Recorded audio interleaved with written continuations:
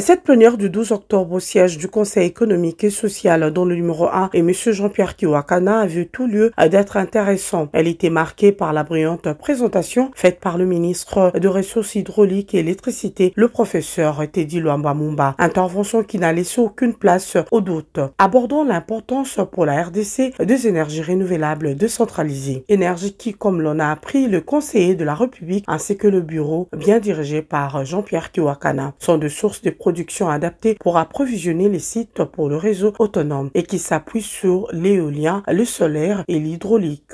Vous savez que la vision du chef de l'État Félix-Antoine Tshisekedi Tshilombo est de pouvoir porter le secteur de l'électricité et de l'eau plus loin et de desservir nos populations des meilleures conditions de base.